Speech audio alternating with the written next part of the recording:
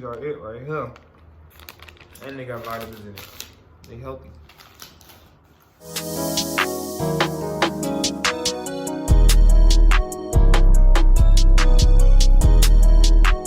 What's good, YouTube? It's your boy 21 Towel.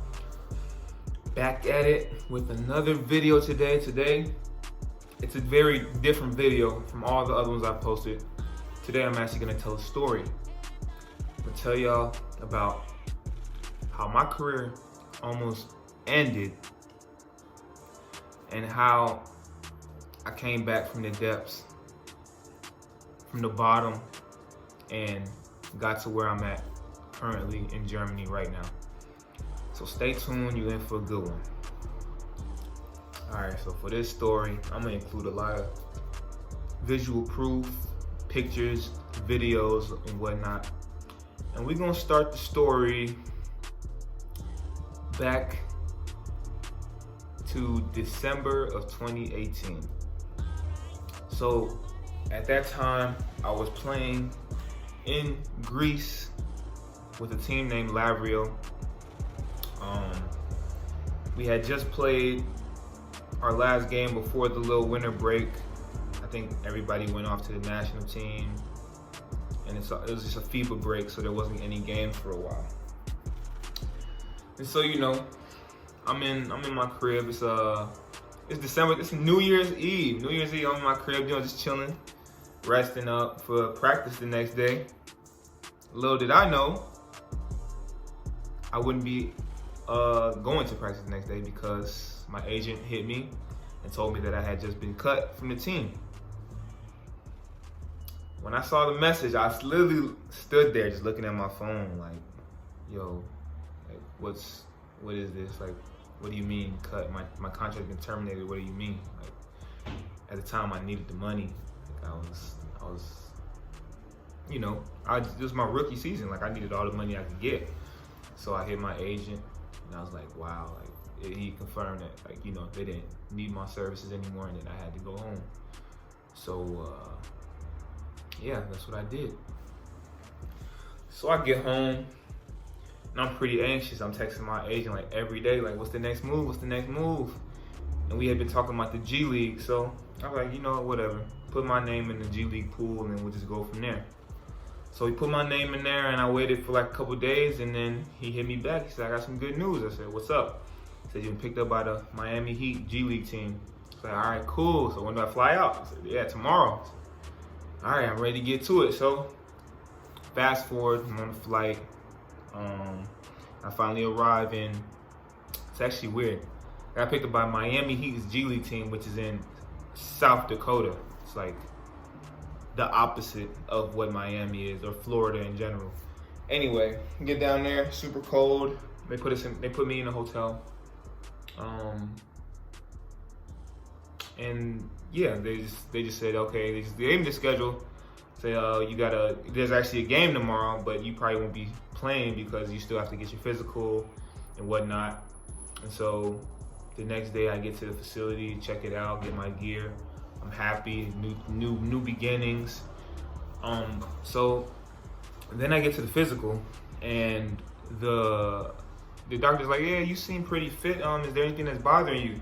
And at the time I had like this really bad shin pain, but I didn't know what it was. I only would feel it when like I tried to jump and I was running. Like any type of, you know, major impact to my leg would kind of hurt my shin. I'm like, yeah, I got this pain in my shin. He said, okay, just to make sure, we're gonna get an x-ray tomorrow.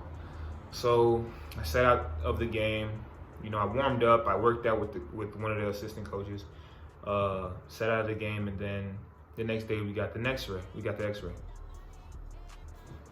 So the next day we go to the place where I get my x-ray, and the doctor calls me in there. He's like, you know, you have to see this.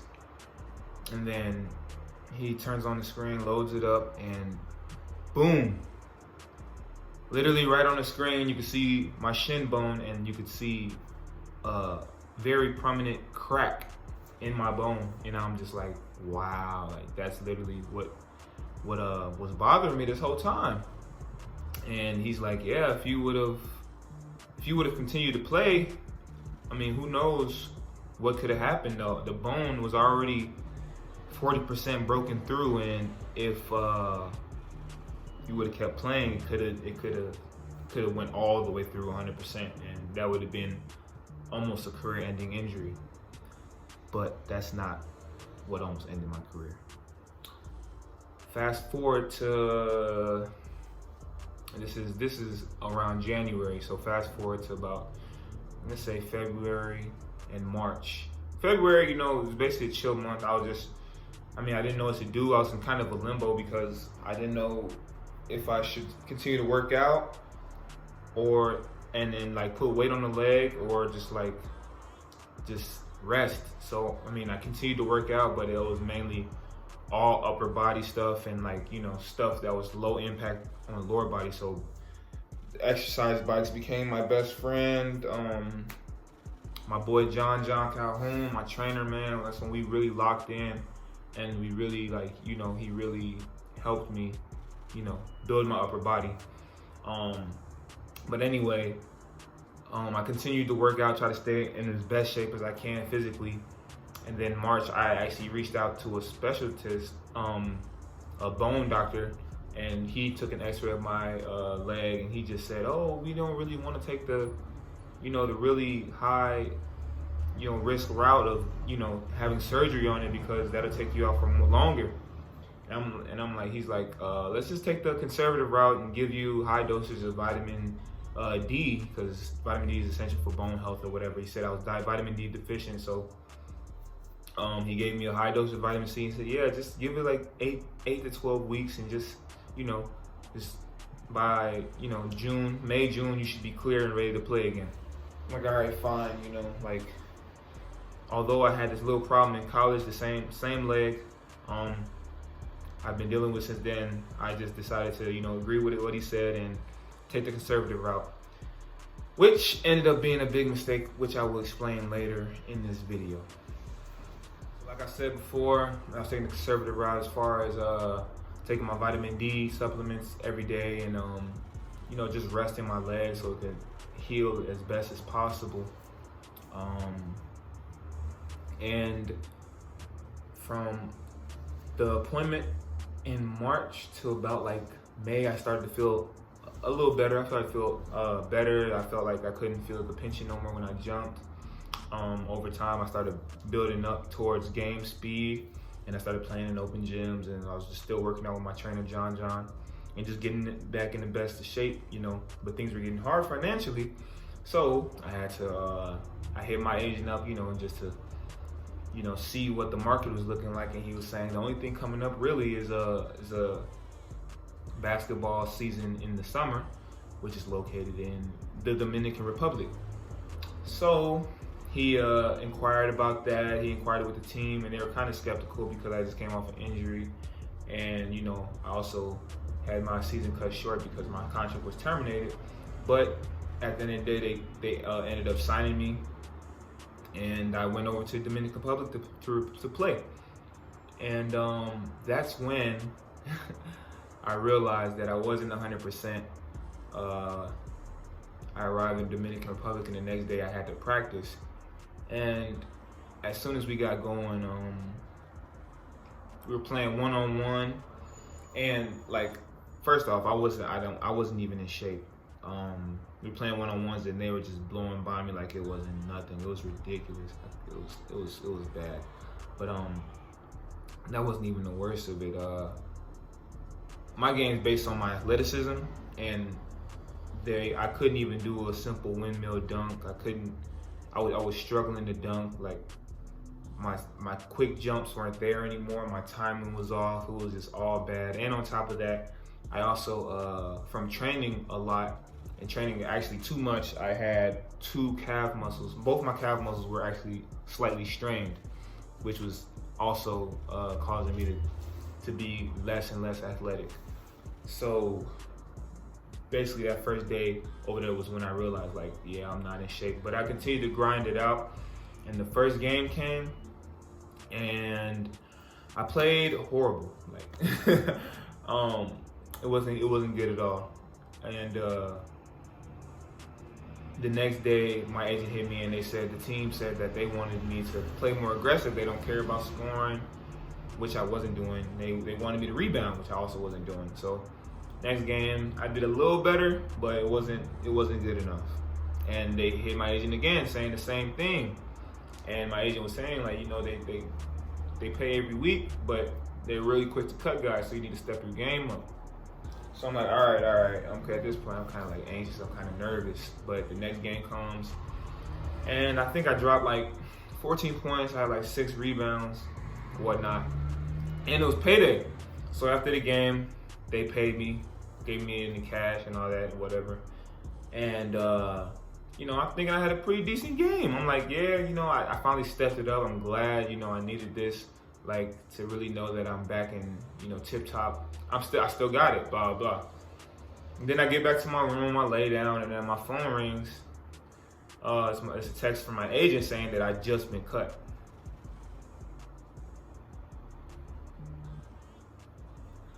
I was super salty because, one, the GM is the one who paid me. The one who cut me was the one who paid me, you know, just 30 minutes before I got to the crib, and he didn't tell me that he was cutting me. So he just paid me and then told my agent that it was over with, which is kind of crazy. But I mean, in this game, they don't owe you any. Nobody owes you any loyalty anyway. But yeah, and that's when the realization set in, and I was like, yeah, I probably need to go ahead and get surgery on my leg because I don't want to continue playing like I am, and I don't want to continue overcompensating on my other leg just to, you know, take the pressure off the leg that hurts or the leg that's injured and stuff. So after being cut, I flew back to Chicago. So boom, I'm back in Chicago.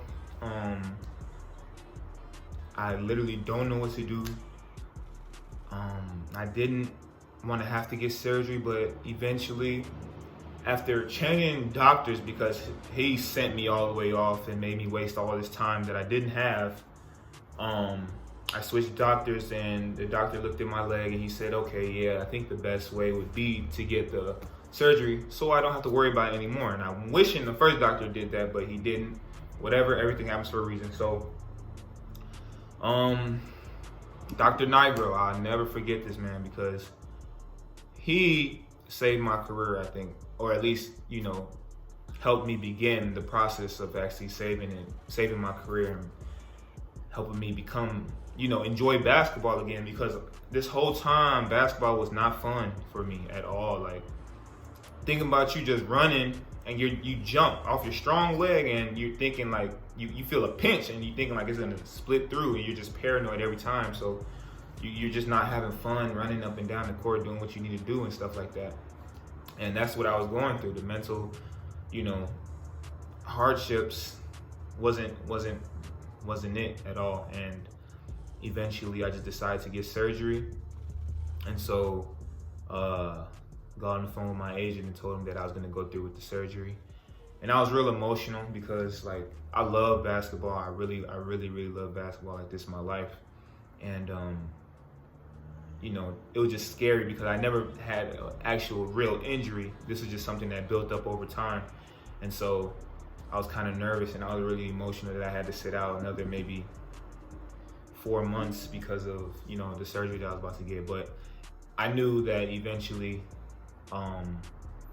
the bone would heal after getting the surgery. And I asked other athletes, and I was doing so much research around the time before my surgery about other athletes who got it, like JaVale McGee, just athletes that are like tall, athletic, long bone athletes that had the same problem as me. You know, everybody came back from it successfully. So, you know, that was really my motivation of getting it. And eventually I went through with the process. I got the surgery. It was pretty quick, and still have the scar from it.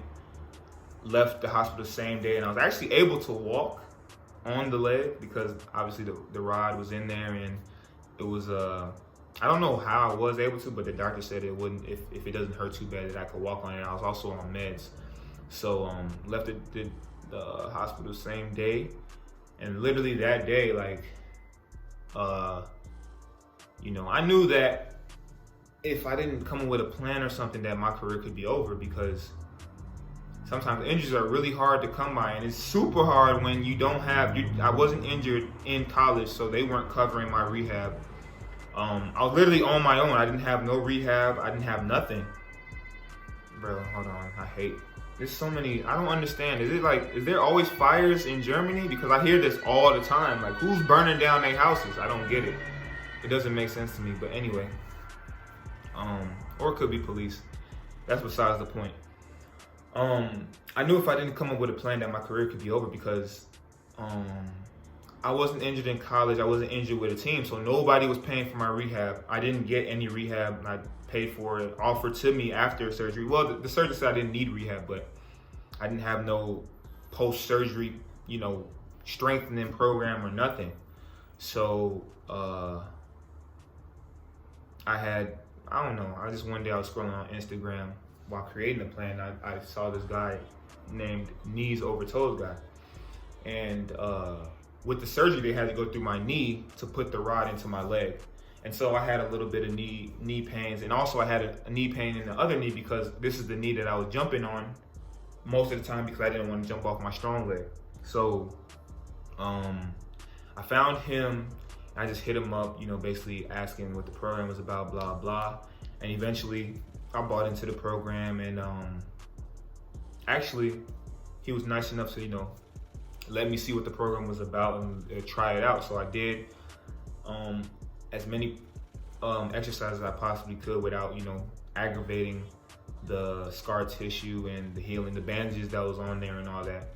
And so I went through this rehab process. I actually went through this phase where after surgery in August, I was waking up. I was like, with me, the way I work, oh my goodness, bruh. That's probably got to be the worst thing about Germany, is those right there, the sirens. It's nonstop. But anyway, I don't even know where I was at. Hold on. Like I was saying, I went through like I want to say 2-3 month phase where I was so paranoid that I wasn't going to be the same player that I was, that I would wake up every day at like 4:45 a.m., 5 a.m. and go to the gym. Literally limp into the gym, and I would get shots up. I would shoot, I would walk and get the rebound, and I would walk back to the spot that I was shooting in, and I wouldn't move until I made enough shots. And I didn't care how long it took. I had all day. I had nothing else to do because I was injured. And then after I was done shooting, I would go upstairs and get my strength training in. So just try to strengthen the leg, and I do twice as many reps on this leg as the other leg. And eventually, months and months passed. September passed, October came, November came, and I was just getting stronger and stronger and stronger. And I was able to finally jump and everything. And when November of 2019 came, this was about 3 months after my surgery, my agent was talking about the NBA G League again. I was like, yeah, you know what? At this point, I'm like, yes, like whatever the case may be. He's saying a lot of teams are interested, whatever the case may be, just sign me up, I'm in. So after about 4 months of finally rehabbing on my own and getting stronger with my trainer John and just trying to get my game speed back as much as possible, in December 6th, 2019, I was finally cleared. And that same day was the day that the Charlotte Hornets G League team picked me up. And the next day after that, I flew out there to join the team. And I was very nervous because those 4 months, I hadn't had any real runs. Everybody was gone overseas, or the college season was going on, so I hadn't had any real runs, and my timing was off and everything. But I got to Greensboro, and I guess the first day we tested, and I hadn't really jumped. Like, I was feeling good. My leg was feeling great. I couldn't feel the pinching anymore. I was so happy. So we tested out the verticals, and we had all the tests, and I was, came in, jumped a 44-inch vert. And I was like, whoa. And the trainer told me, my guy Andre, he told me that was the highest on the team. And so like when I had realized, that I had really put in that work and gotten back to my old athletic self, I was pretty happy, and that was more of a motivation to keep going and keep working. However, my game condition and game shape was not there at all. My game shape was so bad. Well, I guess it wasn't that bad because I had practice, and I wasn't terribly winded, but could have been better. And during that first little month that I was in Greensboro on that team, I wasn't playing well at all. But then the first game of the new year, 2020, I ended up getting a double-double against actually the team that's in Chicago, the Windy City Bulls, the Chicago Bulls G League team, with my friends there and my fam there. And it was just since that game, after that game, I started playing a lot better. I still had very humble stats at the ending of the season. And our season was also ended early because of COVID-19, and that's when that whole stuff started and all that. Everybody was panicking and whatnot. So after the season ended in like February, March, I want to say, I shortly went home after that and, just came with another plan. Like, all the gyms were closing because nobody knew how to react to the virus and all that. Luckily, I still had a gym open nearby my crib, and I was working out there as much as possible, trying to get up shots every day and just working with my trainer, John Calhoun. He been with me for the long run. Like my boy really seen me at the lowest point of my career, and he's most of the reason why I'm at the highest point in my career. He's like, a brother to me, like for real. Like we stayed in the trenches together, and he's seen me at the lowest and seen me at my highest too. And he's gonna continue to be there during my career. Regardless, we was in the lab from throughout the whole summer, from March till I signed my contract in Germany. But throughout those months, I was just staying in shape, and I also found a trainer by the name of Zach Boster, about an hour and a half away from where I live. So my weekly schedule would be like Monday, Wednesday, Friday. I would literally drive an hour and a half to where he was, train, play pickup, and then come back, and I'd work out with my boy John. On Tuesdays and Thursdays, I'd get it in myself, or I'd probably get up extra shots with my boy John, or another lift, or just some mobility stuff or whatever. And I do that every single week. So literally, I was driving an hour and a half to train, an hour and a half back. And I was just really committed to being the best player I could be, because I knew my next opportunity I wasn't going to take for granted, because I took the one in Greece for granted. Mind you, it wasn't really my fault. Then, I got a second chance in Greensboro to really redeem myself after the surgery, and I think I really made the most of what that was.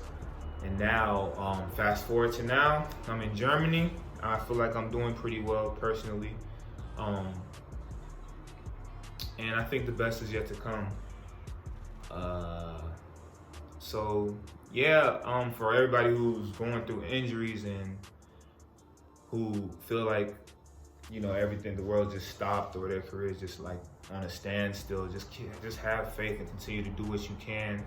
Continue. Don't give in to the negative thoughts in your head, or the negative people, or the negative things that people have to say around you. Just continue to grind and stay focused, and everything will handle itself. I literally thought I wasn't gonna be the same after having a whole leg injury, because when I didn't have surgery, and I was just scared of having a rod in my leg, but it turned out to be a life-saving thing. So, or not a life-saving thing, a career-saving thing. Turned out to be a career-saving thing. So, if you got this far, thank you for watching this. I hope you found some inspiration from this. And if you liked it, please like, share, comment, subscribe. And until next time, peace.